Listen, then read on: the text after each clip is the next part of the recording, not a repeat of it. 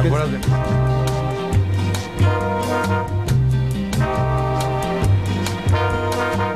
Fly me to the moon and let me play among the stars. Let me see what spring is like on Jupiter and Mars. In other words, hold my hand. In other words, darling, kiss me. Fill my heart with song and let me sing forevermore. You are all I long for, all I worship and adore. In other words, please be true. In other words, darling, I love you. Fly me to the moon and let me play among the stars. Let me see what spring is like on Jupiter and Mars. In other words, hold my hand. Please, in other words, oh darling, kiss me. You got to feel my heart. En 1969, chamacos, Johnny Spence se convirtió en el director musical de Tom Jones hasta 1977, cuando falleció de un ataque al corazón. Escuchamos Fly Me to the Moon del disco When I Fall in Love, donde interpreta 20 temas clásicos como Fly Me to the Moon. In Other Words también se llama la canción. Tremendos clásicos. Ya estamos en Debatitlán. Nacho Marván. Buenos días, Rosso. ¿Cómo estás? Buenos días. Enrique Jackson. Pusiste muy buena. Muy bueno. Música de fondo. Buen día. Juan José Rodríguez Prats. Oso, querido. ¿Cómo estás? Aquí, pues ya sabes, como panista. Contento. Rafael Cardona. Fíjate qué manera de adjetivar la membresía. sí. ¿Cómo estás como panista? No, pues ya. Ese ya es un adjetivo. Bueno, pero este no es de la banda de los que están en las cámaras. Este no es de Mochi. Pero pues llegó así como entregándose en la apasionada entrega. ¿Eh? La Sí, apasionada qué entrega. barbaridad. Viril resolución. Como ingenuo, panista. Oye, chamacos, hay butimil cosas de que hablar y me imagino que ustedes ya hicieron el War Room de esta Pues mañana. hicimos un El War Room. conciliábulo, para decirlo. Conciliábulo. Sí, en términos así un poco. Eso. ¿Concilio? ¿Venía de concilio? Sí, por eso nos conciliamos. El conciliábulo lo hicimos en el cubículo. Entonces, bueno. Qué miedo, pero, ¿verdad? a ver, perdone usted, pero...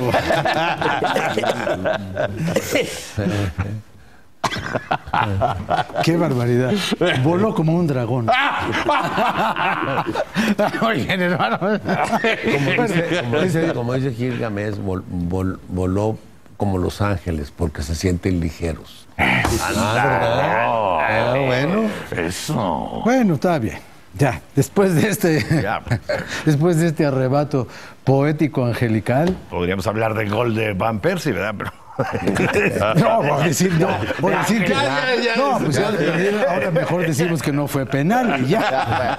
A trabajar que la casa Bueno, pierde. pues el asunto yo creo que tenemos que referirnos evidentemente a toda esta, pues yo no ya sé si llamarle conmoción, pero por lo menos la importancia que, las expectativas que generaron todos los anuncios del mensaje del presidente de la República después del informe presentado al Congreso, del cual nadie ha hablado. No. Nadie ha hablado porque pues es un informe escrito que se entrega en la Cámara, en lo que los señores Yo ya lo leí, no hay lo informe. glosan, ¿no? Y entonces, bueno, para eso mismo convocan a los secretarios y se multiplica la rutina y se multiplica también el calificativo del propio informe, porque según el diccionario, glosar quiere decir analizar un texto oscuro y de difícil comprensión. Entonces, si lo van a glosar es porque no se le entiende, ¿no? Sí. Pero así se dice ya, digo, es una costumbre, no quiere decir que así sea el documento. Pero dentro de todo esto yo creo que hay dos asuntos que me llaman la atención. la modificación del principal programa de asistencia social. Ajá, una vez más. Una vez más, que empezó, según yo, desde lo que fue IMSS Coplamar. Coplamar, claro. Y que después de ahí ya se llamó sí. Solidaridad. Así es. Progresa. Progresa. Oportunidades. Exacto. Y toda esta ahora transformación. Entonces, bueno, son sinónimos. Entre progresa y prospera yo no veo Y que cuál es la- Liconza y Liconza también. Eran Era parte parte de- de todo ese aparato, ¿no? Que funcionaba con Pero como tal, IMSS Coplamar. fue una cosa que hizo Nacho Valle, ¿no? Entonces, bueno, y eso, y evidentemente el muy espectacular y muy bien presentado anuncio de la construcción del aeropuerto, sobre el cual comentábamos hace un rato con Rodríguez Prats, que fue delegado en Venustiano Carranza, Sí. que no nos han explicado claramente si este aeropuerto va a quedar encima de lo que ha sido posiblemente el único plan de recuperación hídrica y ecológica en la historia del Valle de México, que se llamó en algún momento el Plan Texcoco, y que comenzó desde 1965 con Nabor Carrillo.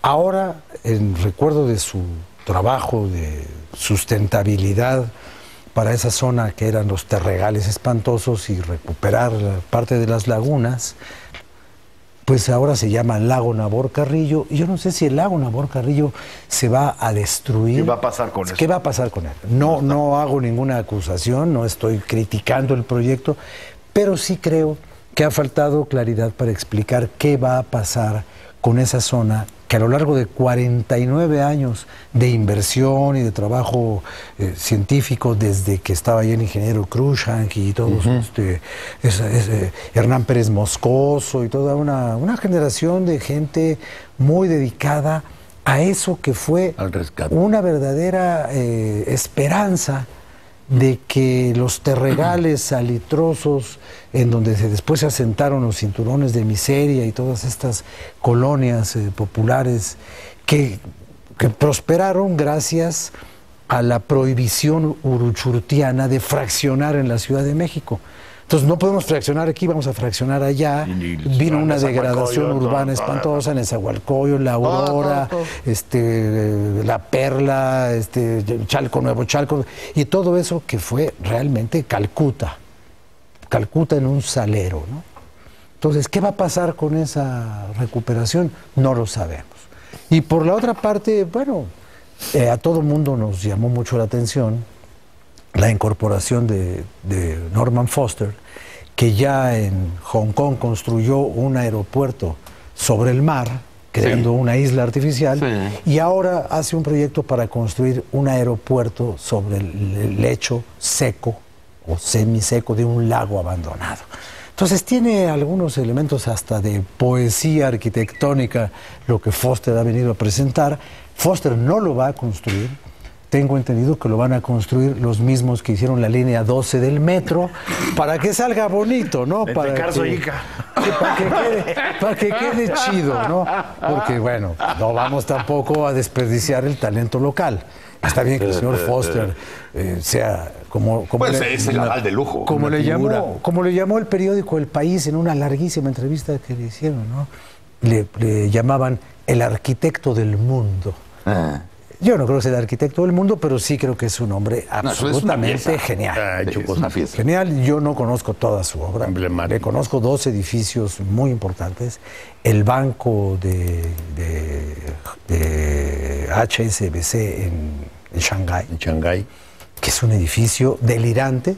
Y el aeropuerto de Hong Kong. Sí. Que yo me acuerdo que en una de las salas, en uno de los distribuidores entre sala y sala, así como cuando éramos niños colgábamos nuestro avioncito del techo, ¿no? Un modelito Rebel, así de eso, pintado ahí. Colgaba ahí el chavito su avioncito. Estos colgaron también de adorno un avión, nada más que pusieron un jumbo. Un avión de verdad. Un jumbo, ahí colgado en el lobby, así, más grande que la ballena de Orozco, ¿no? De Gabriel Orozco en el MoMA, que colgó una ballena de aquí primero en la biblioteca y luego allá en el Museo de Arte de Nueva York. Pues acá colgaron un jumbo. O sea, las dimensiones colosales del aeropuerto de allá. Y a lo mejor lo impactante del anuncio y de la presentación, que desde luego, si ustedes ya vieron el video, dices, bueno, este proyecto ya lleva unos años. Yo quiero hablar un poco unos de eso, años cocinando. Yo quiero hablar un poco de Sí, eso. Y sobre todo porque es lo tan de los grande terrenos, ¿no? que salen ahorita los detalles, como dice Rafa. Oye, ¿qué va a pasar con el lago? Porque desde luego un impacto que dura toda una semana, o lo de los terrenos, como se fueron haciendo federales, por ejemplo. No, mira. La discusión del aeropuerto habrá empezado a finales de los 90s. Ajá. En el 2000 es toda la cosa de Fox y Texcoco, etcétera, etcétera. A mí me tocó estar cerca, digamos, del análisis. ¿Por qué? Pues porque le colaboré con Andrés Manuel para meter la controversia en contra de lo que afectaba a la Ciudad de México, la decisión de Texcoco. Entonces metimos una controversia constitucional, entonces ahí... Y entonces, a ver, siempre ha habido tres opciones. Siempre hubo tres opciones, Sí. desde finales de los 90, digamos. La visión de más largo plazo era Tizayuca. Sí. Era Tizayuca. Muy bueno.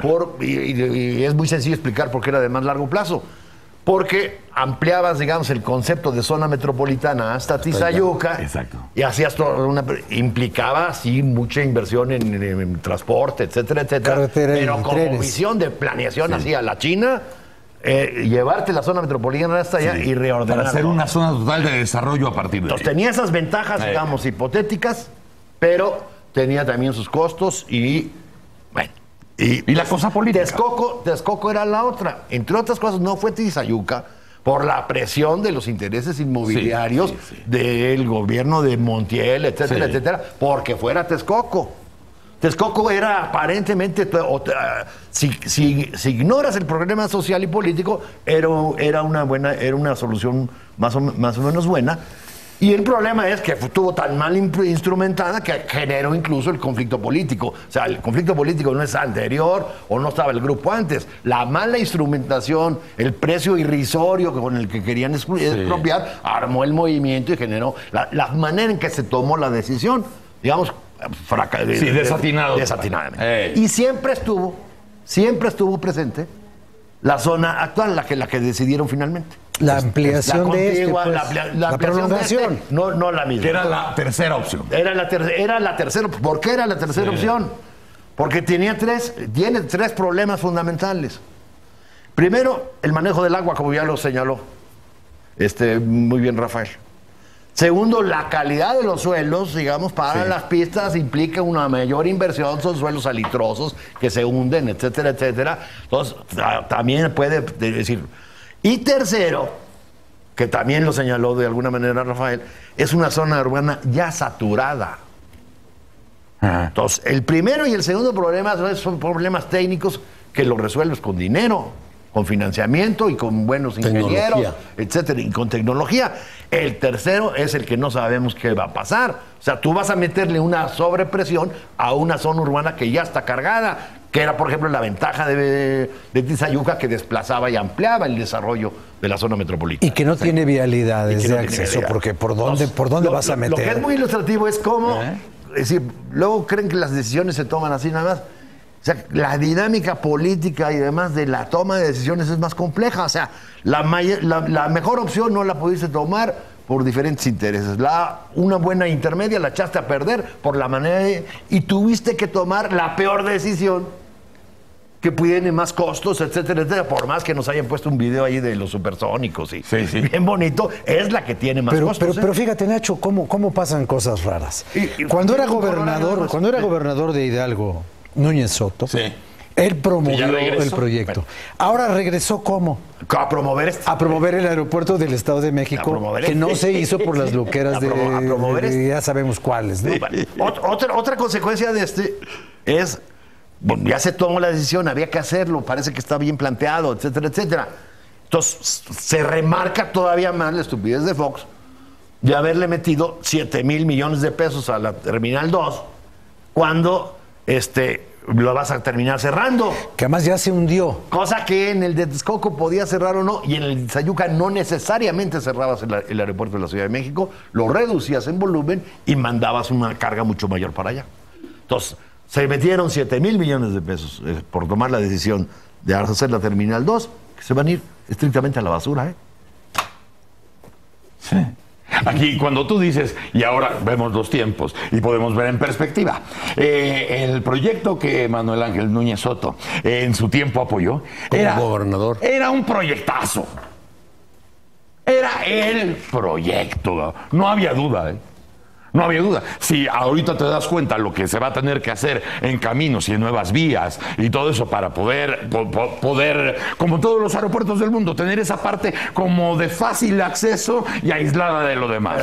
Pero Manuel Ángel tenía un gran proyecto, pero no tenía al señor Slim que financiara la maqueta y el proyecto ejecutivo y el video de los supersónicos, ¿verdad? Bueno, yo me acuerdo perfectamente de ese tiempo y el mejor presentado era el de Tizayuca. Sí. Era el mejor presentado. Además, pero viene la cuestión, la cosa política y de los intereses. ¿no? Además le pasó una cosa. El gobierno de Hidalgo compró los terrenos. Técnica del proyecto. Sí. Compró los terrenos para hacer dos cosas que no se hicieron. El gobierno de Hidalgo. Primero, compró los terrenos para hacer el aeropuerto. Que se iba a limitar finalmente para un aeropuerto de carga, porque ya se tenía ahí la posibilidad. No se ha hecho. Y después compró terrenos para hacer una refinería de petróleo y no se ha hecho y no se va a hacer. Pues ese ya es el gobierno de Chong, el de la refinería. Por eso, pero empezaron desde nosotros. Digo, el gobierno de Hidalgo, no importa si fue Osorio o fue Núñez, ¿no? Pero entonces se quedaron con una deuda del tamaño del mundo para obras que jamás se hicieron. Con terrenos que no sirven Con terrenos que ahí están. Más que para construir obras. Son campos agrícolas. Para algo servirán, pero bueno. Pero lo que pasa es que cuánto esfuerzo, cuánto dinero y cuánto tiempo se pierde por las malas decisiones de la alta burocracia. Sí. Porque esto es verdaderamente tirar el dinero. Vamos a suponer que la Terminal 2 vaya a servir 10 años. Los que ya lleva y otros 3 en lo que se termine de construir el otro. Bueno, medio se usó, medio sirvió para algo. Después ahí van a hacer un hotel o van a hacer un centro comercial. Y algo va a pasar. Pero lo que yo digo es, a ver, si vamos a hacer un aeropuerto que es prácticamente 4 veces el que tenemos ahorita, ¿dónde tenemos 4 veces vialidades para llegar ahí? Porque el segundo piso del viaducto es una vacilada. Es una vacilada, no sirve para nada. Sí, pero ya tienes también la parte del mexiquense. Pues tienes la parte del mexiquense. Que también va a entrar hasta el aeropuerto. Bueno, pero el gran flujo de pasaje de la ciudad sale de la Ciudad de México para el oriente. Sí. Entonces, a ver, ¿dónde están las avenidas?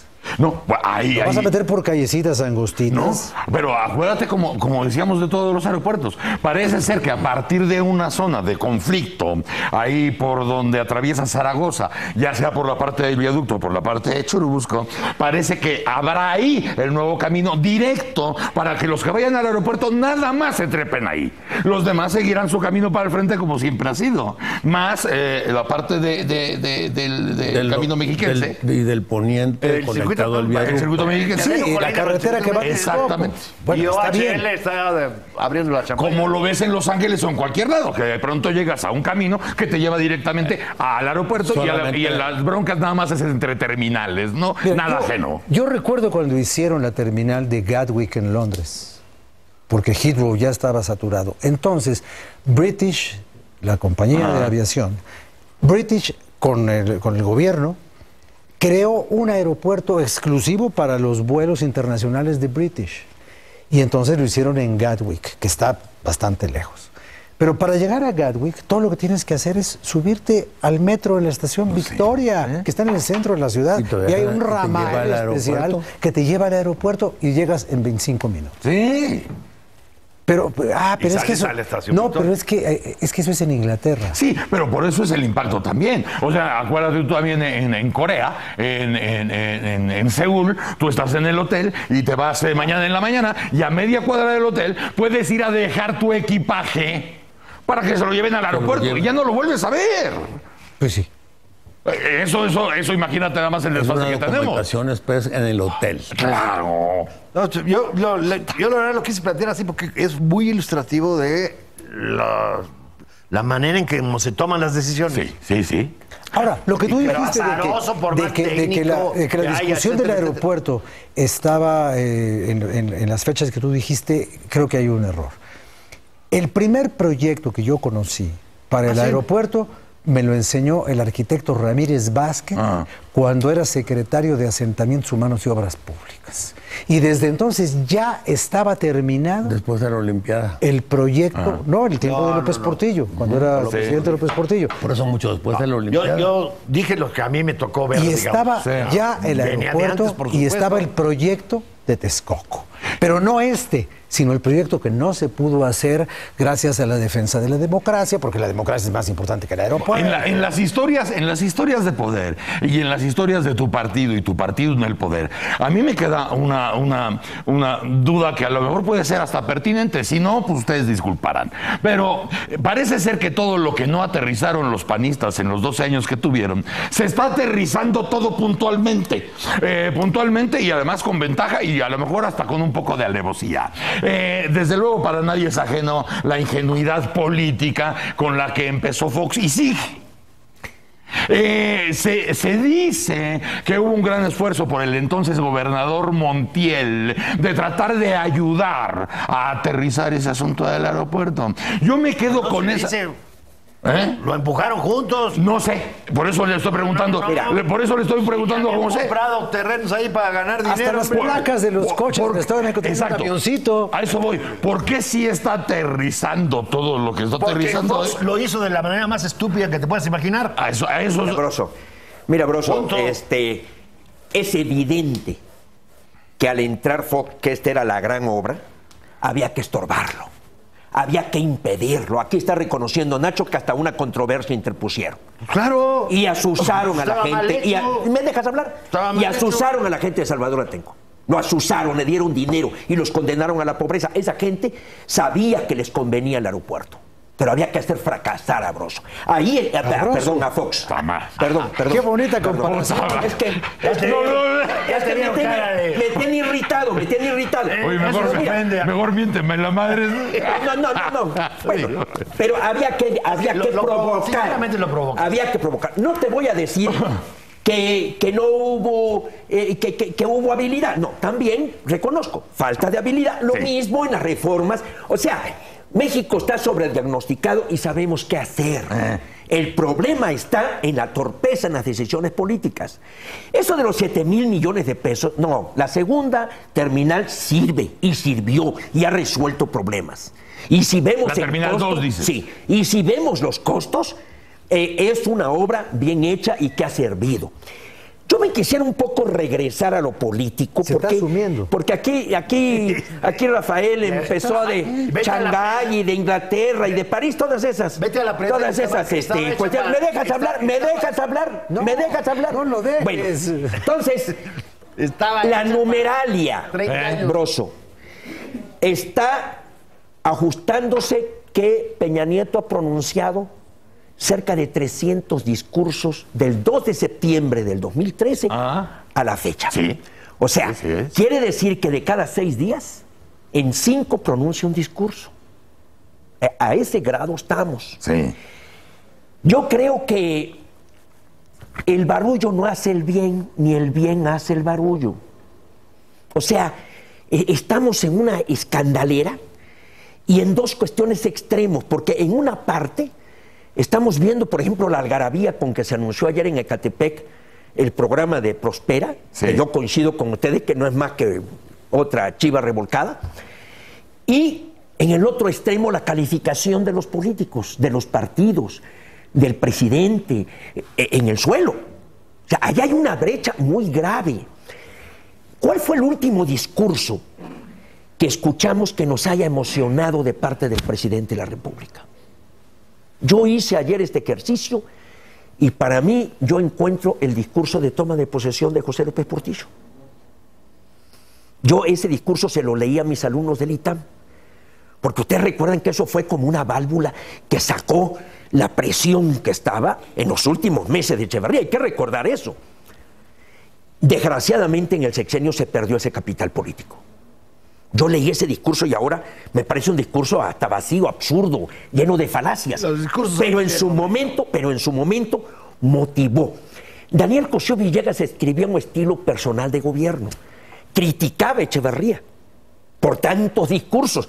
Inclusive llegó a decir, con todo respeto, que Echeverría tenía una necesidad fisiológica de hablar. Y después decía que de sus discursos, ¿cómo lo podíamos catalogar? ¿Como un estadista? ¿Como un orador? No, llegó a la conclusión que era un predicador. Predicaba. El merolico, ¿no? Merolico, bueno. Tenemos 2 ceremonias, o sea, se cumple el artículo 69 entregando el documento por escrito. Ahí está. ¿Y qué sucede en el otro discurso? ¿En qué se sustenta la otra ceremonia? Ya se cumplió con la Constitución. Son reminiscencias de la vieja presidencia imperial. Y en lugar de un informe del Estado que guarda, es un informe del futuro. Nos están informando del futuro. Sí. Mercadotecnia electoral. Del futuro. O sea, vamos a hacer el aeropuerto. No, yo creo que lo dijiste muy bien. Te estaba yo escuchando cuando decías, estamos viendo la campaña. Pues sí. ¿Ya? Bueno, a eso voy, Enrique, antes de irnos a un corte. Fíjate nada más, bueno, estuvo la entrega ahí en el Congreso del informe por escrito, que ya se irá sabiendo, pues a propósito de la glosa, ¿no? Para la gente común y corriente, no los que ya leyeron el informe como Nacho. Nacho ya lo leyó y ya lo descalificó. ¿Te fijas lo que es no tener que hacer? Es cumplir con la obligación. Pero son cosas también de la academia lo obliga. Entonces, ese es el mensaje, vamos, del Estado que guarda la nación. Viene después el mensaje del presidente, donde se habla de las reformas. Realmente ese es el cuerpo del discurso de ese día, el festejo de las reformas del movimiento de México, de la transformación, se está moviendo. Pero vienen estos 2 anuncios. Y nada más. Que se comen absolutamente todo. Borran lo demás. Y entonces pareciera, y lo viste tú en el evento ahí en Ecatepec, y lo que ha sido lo del aeropuerto, son 2 piezas de campaña.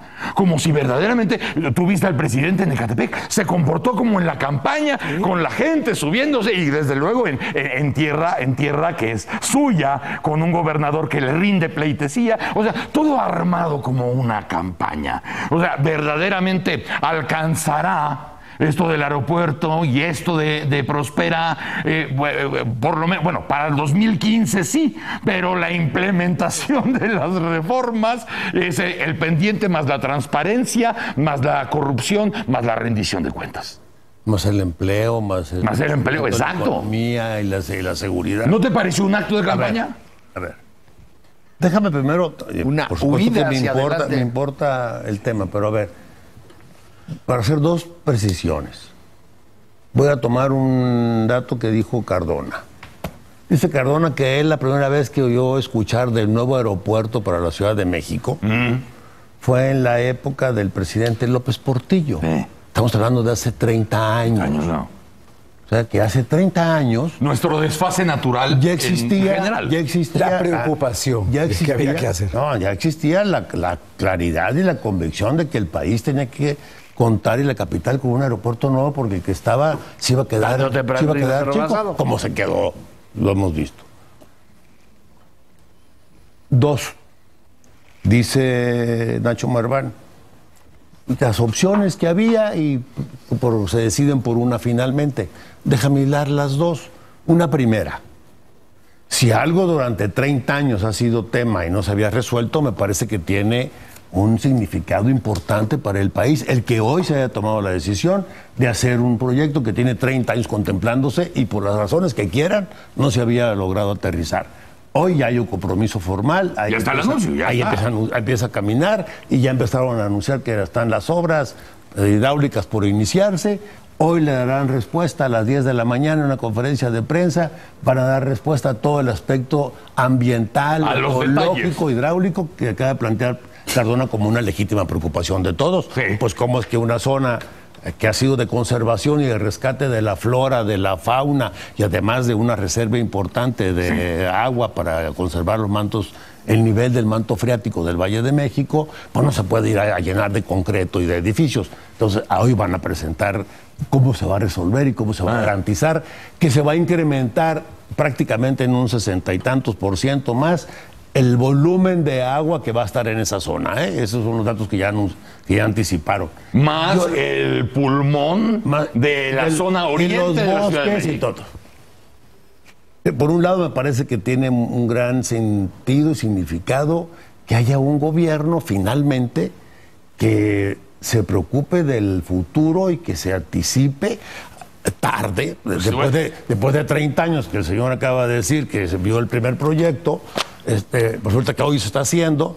Bueno, pues yo sí le apuesto a que camine, que no es una decisión apresurada ya la carrera, ¿eh? No, se nota que eso viene trabajándose. Incluso desde el sexenio anterior, hasta de años. Esta misma idea no es un asunto que se acaba de improvisar, es un asunto que tiene años de trabajo. O sea, lo que marca la diferencia es que ya no tuviste margen para posponerla. Ya no, de mucha gente. Y por X o Y, siempre la pudiste posponer. Y se tomó ya no había margen. Y se tomó la decisión. Ahí está. Entonces ahora vamos a ir viendo, va a estar más que nunca sujeta a la transparencia y a la fiscalización y a las opiniones de que estarán en desacuerdo, y a los más rápido reclamos. se aclaren cosas, mejor. Mejor para que todos ya que nos centremos en el avance de las obras, valga el término, y en la transparencia que como se vaya realizando. Creo que tiene valor, creo que es un anuncio y un proyecto que deberá de ser un motivo, hoy está la expectativa, pero creo que se va a ir construyendo como un motivo de que los mexicanos somos capaces de hacer grandes proyectos, grandes obras, pensando en el futuro.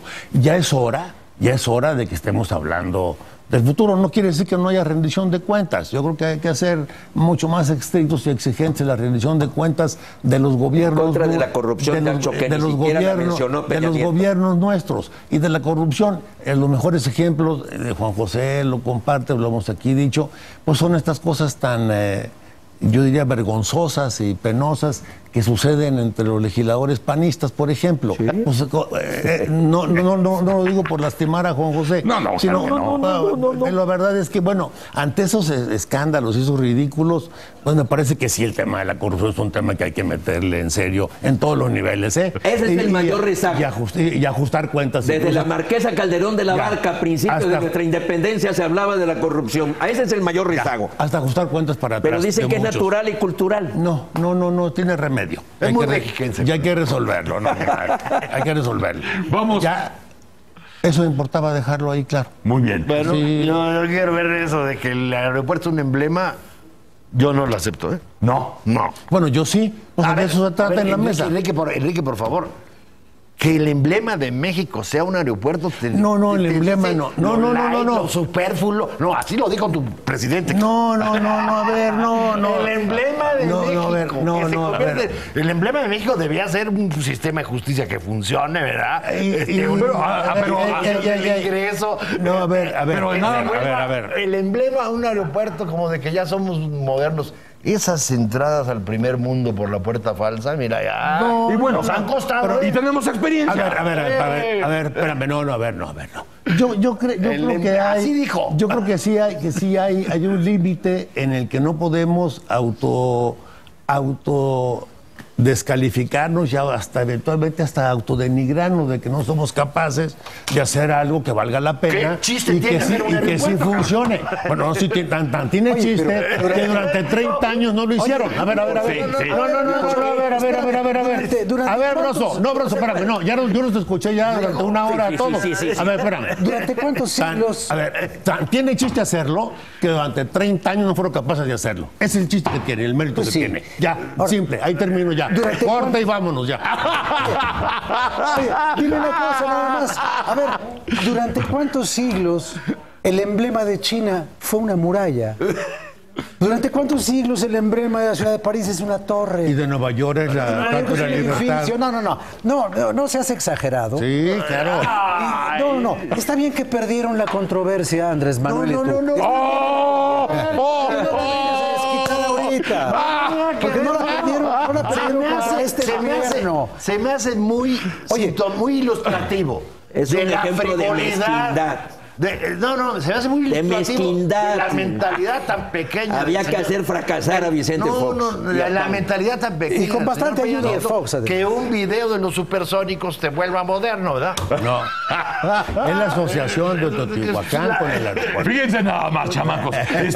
Estamos hablando definitivamente de cosas distintas, pero todas tienen que confluir en un mismo punto. De pronto tenemos esta noticia del aeropuerto, que significa muchas cosas en los últimos 30 años. Muchos se pueden preguntar cómo sí seremos capaces de tener esta obra de niveles internacionales cuando todavía tenemos el rezago de muchas cosas, como lo fue el mismo aeropuerto, de 30 años, de 40 años, de 50 años. Bueno, ¿no? la línea 12 del metro que acabas de ver que está hecha con las patas. Tradición de construcción y de calidad en este país, la había cuando menos. Desde luego. Desde las pirámides de Chichén Itzá. Teotihuacán. Claro, el Museo de Antropología. Siempre lo ha habido. No, pero las pirámides están siempre bastante ha habido. mal. Las No tienen presas. elevadores. No. Vamos a ir a un corte y chamacos, y regresamos a Las modernas. Marian Felder, tengo 40 años. Soy juez de instrucción. Estoy soltera y sin hijos. ¿Es una broma? No, soy una mujer inteligente. Eso es imposible. No, es imposible. ¡Es imposible! La fecundación tuvo lugar hace unos 6 meses. ¡Para la jueza! En el barrio del Palacio de Justicia la noche del 31 de diciembre. Ahí. ¿Es ella? Ahí tiene. Está bastante descontrolada. Pero bueno, y parecía tímida, pero para nada, ¿eh? Paso a la otra cámara que se... ¡No, ya basta! Aquí lo dejamos. Tengo una buena noticia, hemos encontrado al padre. El tío ya estaba fechado. Fue acusado de una agresión bastante interesante. Agárrate bien. Seco.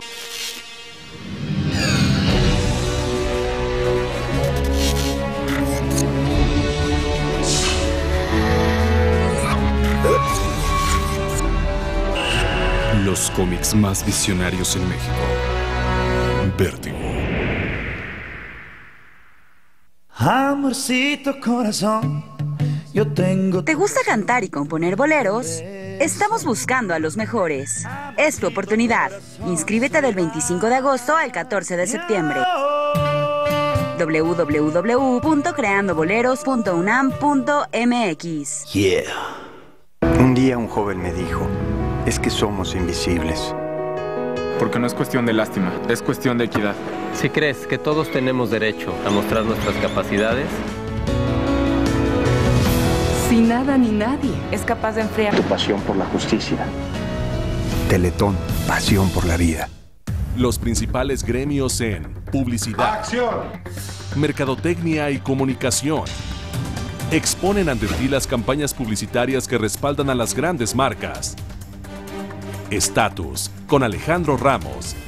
Sábado, 3:30 de la tarde. Foro TV. Aquí nos vemos. El arte es bandera para algunos. Con su música habría enfrentado la injusticia en el mundo y habría luchado contra la destrucción, la inhumanidad y la avaricia. Forma de vida para otros. Heaven sí crea un nuevo sonido y un nuevo sonido muy reconocible. Pero en cualquiera de sus facetas lo encontramos en Final de Partida, Foro TV. Cuando dan las 10 de la noche, encontrarás en este programa el estatus de México y el mundo, los sucesos que generan debate y el análisis profundo de nuestros líderes de opinión. Te esperamos en Es la Hora de Opinar, con Leo Zuckerman y Javier Tello, lunes a viernes 10 de la noche, Foro TV. Previendo que el futuro de América Latina sufrirá grandes cambios. Más del 40% de los trabajos actuales van a dejar de existir en los próximos 20 años. Oppenheimer y sus invitados se adelantan y debaten acerca de los temas que te interesan. Vamos a ver nuevos trabajos que tienen que ver con innovación. Oppenheimer presenta Foro TV. El Senado aprobó la Ley de Telecomunicaciones, que contempla que desaparezca el cobro de larga distancia en las llamadas telefónicas y mejora la calidad del servicio. Hará que el Internet sea más rápido, barato y será gratuito en espacios públicos, escuelas y hospitales. En televisión, optimizará la calidad, aumentará el número de canales gratuitos y dará acceso a gente con discapacidad. Senado de la República. Capacidad y trabajo para mejorar tu vida. Amor es amor, porque es el amor lo que nos une, lo que nos da la fuerza para luchar todos los días, El valor de entregar todo en las situaciones más difíciles. De querer para nuestras familias el mejor México posible. Este movimiento es de todos. Movimiento Ciudadano. Preferido por más de 1.6 millones de lectores mensuales. Seguido por más de 3.9 millones de usuarios en redes sociales. Y con más de 24.6 millones de visitas mensuales en Internet. Somos la plataforma más completa en el mundo de las noticias y la información. El Universal lo tiene todo.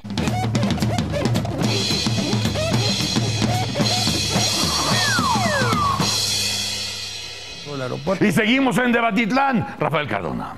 Es que ahora que estaba hablando de Cosío Villegas y el estilo personal de gobernar y la verborrea que tenía el señor Luis Echeverría cuando era presidente, recordé a otro filósofo social importante que en 4 líneas, en 4 versitos, nos explicó lo que le pasaba a Echeverría cuando en el año de Juárez hubo un decreto presidencial por el cual se ordenaba, en la fecha de la muerte del benemérito, que el país entero guardara 1 minuto de silencio. Año de Juárez, 1972. Y entonces Francisco Liguori Jiménez dijo, aunque a Juárez reverencio, me parece una osadía esperar de Echeverría 1 minuto de silencio. pero de Echeverría. Ahí quedó. Pero mira, Broso, espérame tantito, mira, Broso. Adelante, pero ahorita. Tenemos un problema serio de comunicación política. Eso lo he insistido y lo he venido diciendo casi en todos los programas. O sea, hay una comunicación quebrada entre la clase política, no me refiero tan solo a Peña Nieto, y los gobernados. Sí. Eso es evidente. Divorcio. ¿Cómo se mide la calidad de un gobierno? Hay un término que Luis F. Aguilar empezó a utilizar, gobernanza. ¿Tenemos una buena gobernanza? Aquí se está viendo cómo se han tomado decisiones, o se ha dejado de tomar decisiones, que es lo más grave, porque yo creo que el poder está para decidir, y las mayores ausencias son omisiones. Y en la falta total de un mensaje hacia cómo combatir la corrupción, me parece que es la falla más grave. Perdón, tú lo decías en el programa pasado, corrupción y desigualdad. Sí, balón de Aquiles. Es tremendo el rezago que se está manifestando, que prácticamente, porque para efectos de tiempos políticos estamos a la mitad del sexenio, para efectos del momento político. El último año es campaña, estamos a la mitad del sexenio. Y a la mitad del sexenio se reúnen PRI y PAN, y resulta que lo prioritario en su agenda es la lucha contra la corrupción, que se les olvidó totalmente en las 11 reformas estructurales.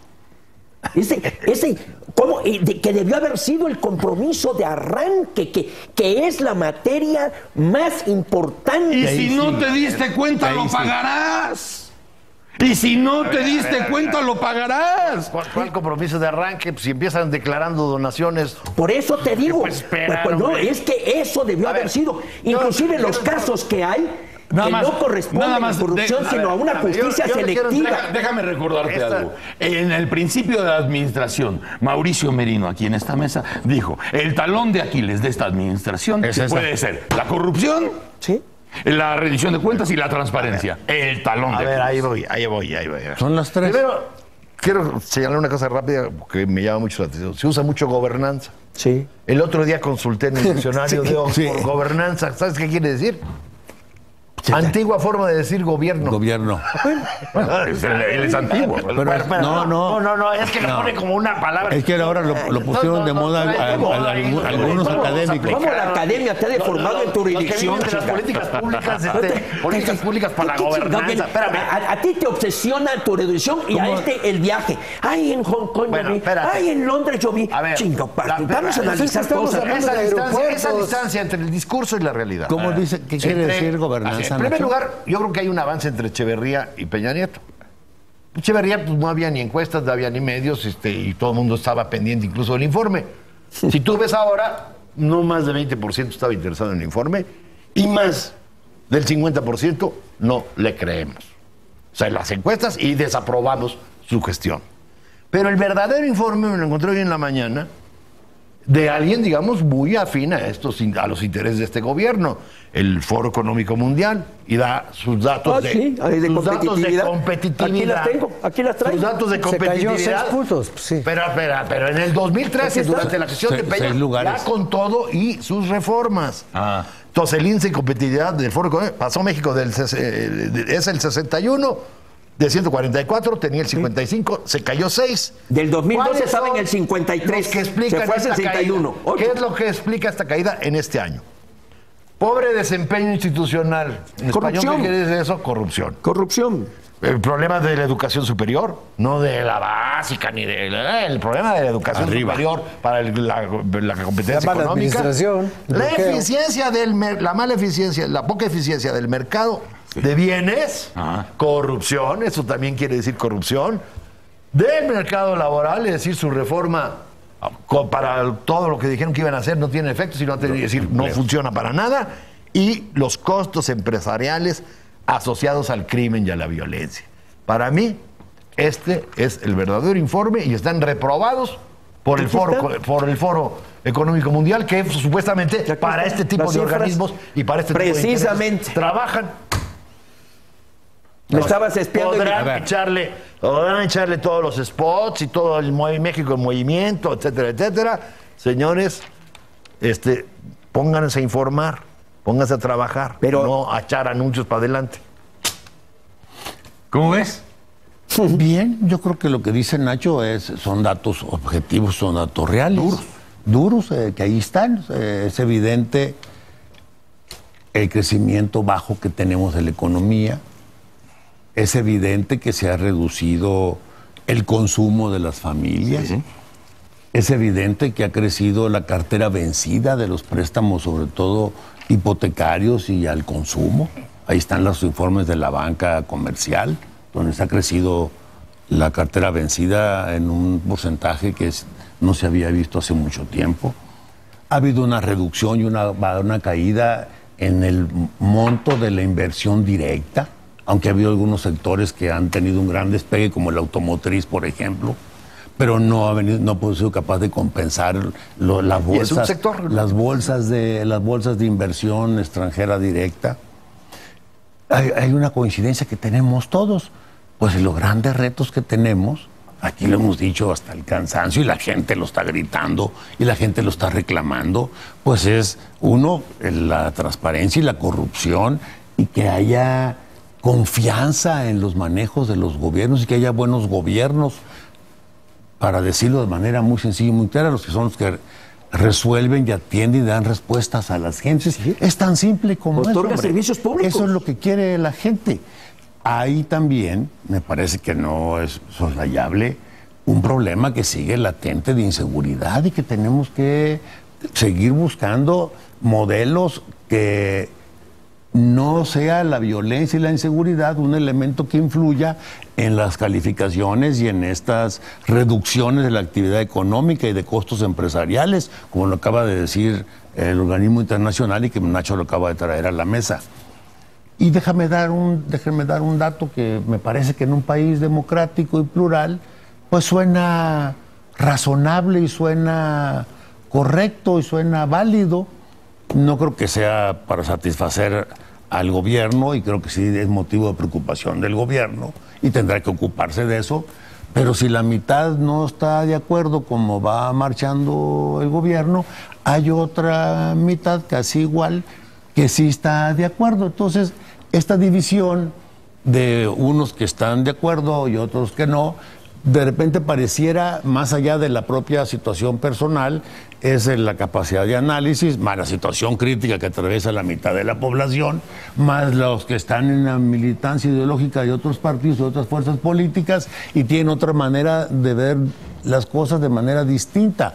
piensan que se debe de hacer diferente, piensan que ellos lo pudieran haber hecho mejor, piensan que no esa es la forma en que se debe de gobernar al país, piensan que no están las prioridades ordenadas como ellos creen que deben de estar. Y bueno, pues cada quien está en su papel y en su posición. Pero sí estamos de acuerdo todos en que sí hay un divorcio entre la clase política y la población, ¿verdad? Por supuesto, nomás basta con ver lo que acaba de mencionar hace rato José y que Nacho lo tiene muy claro. A ver, la manera en que califica la opinión pública o nos califica aquí traigo las encuestas. A los políticos, a los partidos, al sistema de justicia. A los diputados, a los senadores. Espérate. Pero Nacho acaba de decir un dato que es muy importante. A ver, te voy a citar porque me parece que es un asunto que puso el dedo o el punto en la llaga. En la llaga, y que es un tema que de repente pareciera así como abstracto y no lo es. Acaba de mencionar, antes de dar los datos del fondo, pero lo acabo de volver a decir, que parte de fondo de los problemas nuestros, además de la corrupción y la falta de transparencia y la rendición de cuentas, es el sistema de justicia nuestro, y es esta desconfianza de toda la gente en cómo funciona la impartición de justicia. Y a veces, a ver, esto es el pilar, esto es el Estado de Derecho, esta es la manera de estar seguros de que todo se hace con apego a derecho y que la justicia es pareja para todos, que no está sesgada ni está mejor postor, y que no hay impunidad, Broso, y que no hay impunidad. Es el tema que es clave en esto. Y eso tiene que ver con todo esto y con toda la percepción negativa. Por eso la percepción negativa de las autoridades. Por eso la gente tiene desconfianza. Desde que hay encuestas tiene desconfianza. Desde que hay encuestas en México, que es pues muy tardíamente, en el 88, digamos. Hace 20 años. Nunca había estado tan baja. Nunca la aprobación de todas las autoridades, la desaprobación nunca había estado tan grande. Sí. Ahora, otra cosa nada más que está surgiendo, los gobernadores otra cosa que está surgiendo del presidencialismo imperial y de lo que todavía no ha muerto. Son todos los políticos, y eso me preocupa mucho a la mitad, si me permites. Los políticos somos repelentes para escuchar la verdad. Yo veo ya ingredientes feos. Segundo, el que no nos adula es nuestro enemigo. Pero tercero, acumulamos una inmensa capacidad de autoengaño. Cuidado, porque eso sucede y eso es una característica de nuestra clase política. Digo, toda nuestra clase política. Mira, ayer casualmente estaba yo revisando unos textos de Guillermo Prieto. Y había una frase... Guillermo. Sí. Había una frase que tiene que ver con esta noción de evolución a través del movimiento, que tendría que venir siendo la esencia de la palabra revolución. Que era la reforma de... Y dice Guillermo Prieto, para que una revolución tenga verdaderamente un componente transformador, necesita fundamentalmente un componente de orden moral. Eso es todo. Ahí está. Y eso es el combate a la corrupción, yo creo el combate a la ineficacia. Las encuestas nos marcan que, digamos, al electorado, al pueblo mexicano, ya no lo engañas tan fácil. Pues no. Lo engañas cada vez menos. Lo que no me queda claro es hasta si tiene límites o no la capacidad de autoengaño que tiene Peña Nieto. Y la clase política, La clase política. Porque todos comparten exactamente lo mismo. El que sale en los anuncios es él. Mira, Broso, citando San Agustín, San Agustín en el IV siglo de nuestra era definió en forma muy breve la paz. Es la tranquilidad del orden. Y el orden significa aplicar la ley y significa castigar al que viola la ley y significa que el que dispone de recursos del pueblo debe ser castigado. Es increíble que un funcionario en Texas resuelva su problema dando $6,5 millones de dólares que corresponden al pueblo de Coahuila y allá resolvió su problema. En Estados Unidos se castigó la corrupción y se llaman los $6,5 millones de dólares del pueblo de Coahuila. Allá lo negoció. Pues claro. Ya se quedó el dinero. No, eso es espantoso, es esquizofrénico. Y espérate lo de Sonora, a ver dónde queda la impunidad. Si el problema, si el problema nada más fueran los afanes propagandísticos de Henry Monster Peña Nieto, haciendo campaña desde el segundo mensaje, informe de gobierno, y todo lo demás estuviera normal o fuera lógico, dirías, bueno, pues ya sabes dónde están las cosas mal. Aquí lo grave es que toda la clase política comparte exactamente lo mismo, y a la hora de decir lo que se tiene que decir, se instalan en el código donde no se dice nada. Pero y la gente se da cuenta de eso. Pero la gente te califica y te lo reclama. Pero a ver, pero también es importante, y así yo sí así lo veo, además, y lo asumo, es mi opinión. Va a haber cada vez, yo diría casi de manera frecuente, cada vez más frecuente, respuestas, resultados, medidas, soluciones.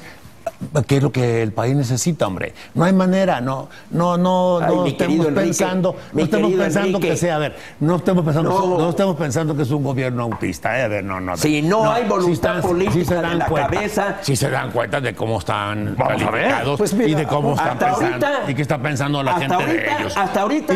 Y algo algo que dice Rafael, que me gusta mucho, a ver. ¿Te gusta, Rafael? No, lo que acaba de decir Rafael hace rato, de esto que dijo Guillermo Prieto, y no por la nostalgia del pasado, de que debe haber un componente moral. Sí. Y aquí vale la pena decirlo, que para efectos de la función pública y de los gobiernos, la moral es la vigencia de la ley, ¿eh? No es un término... Totalmente. Claro, oye, eso digo, es el orden. Es la ley. Una pregunta para ti y para todos. Ya. Tú dices, este gobierno no es autista, se da cuenta. Claro. De lo que la gente está pensando y está sintiendo. Si tienen las encuestas, ahí están a los ojos de todos. Pero tú dices, no son autistas, se dan cuenta. No. No es cierto que hay una competencia ahora dentro de la administración, una competencia de percepción y de echarse a andar entre darse cuenta de lo que la gente necesita y abocarse a ello, y la gran tentación que ya se está sintiendo de regresar a lo inmensamente poderosos que fueron. Eso es. ¿No sientes que hay en la balanza esa competencia entre dejar de ser para poder ser finalmente lo que tengas, lo que tengas como finalidad, o la tentación de volver a lo que ya no debe regresar, pero la tentación que se siente en el ambiente de tener todos los hilos en la mano y estirar el que sea menester? Ese es el dilema de México hoy, bro. Déjame decirlo, sí, a ver. Sí creo que tiene que haber una autoridad firme, sí creo que tiene que haber una decisión inquebrantable para aplicar la ley, sí creo que tiene que haber alguien que tome decisiones y las asuma, y también creo que deben de ser para atender y resolver los problemas de la gente. Esa es la manera en que creo que se pueden equilibrar, Broso. No puedes resolver problemas, tomar decisiones, atender las necesidades de la gente con un gobierno titubeante, con un gobierno que no enfrenta y no decida. Es un gobierno que decide. Pero si estás de acuerdo gobierno en que puede ser contundente y puede ser fuerte, sin necesidad de abrir otros cajones que no vamos a regresar. Yo descarto y no soy partidario y rechazo que pueda haber la posibilidad de un regreso al autoritarismo. Desde luego que puede haber un retroceso. Por supuesto que está descartado. Desde luego que puede haber un retroceso. La gente no lo permite. Pues si no está solo. Pero sí se nota la tentación. Es un país plural. A ver, la única forma de evitar la tentación del autoritarismo es dándole legitimidad a la autoridad. ¿A la autoridad? Nada más. Espérame. Y la autoridad entonces decide y resuelve y atiende y responde. La tentación o la ilusión que tiene este gobierno de volver a concentrar todo el poder es parte de su autismo, de no tener realidad, de saber de qué es lo que realmente está pasando en la realidad. La manera que esto funcione es ejerciendo el poder, ¿eh? Para eso es la competencia, es para aplicar la ley. Y es para aplicar la ley y para resolver los asuntos de la gente. Para eso es, hombre, pues es natural. Pues ni modo que el poder sea para la estar política ahí. No es una posición cómoda. Es la zona, no tiene por qué serla. No es zona de confort. No tiene por qué serla. No tiene por qué, al revés. Es la zona de mayor esfuerzo. El mayor esfuerzo está en buscar el nuevo camino que necesita este país y no regresar al pasado. Exacto. Sí, pero eso no lo aceptamos. Bueno, señor. Gracias, Nacho Morván. Enrique. Para la Rosso. Gracias. Juan José Rodríguez Prats. Rosso. Bien. Que estés muy bien. Gracias, Rosso. Rafael Cardona. Hermano amigo, gracias. Muchas gracias. Chamacos, tardísimo, ¿verdad? Vale la pena. Vamos a un corte y regresamos. ¡Órale! Pues.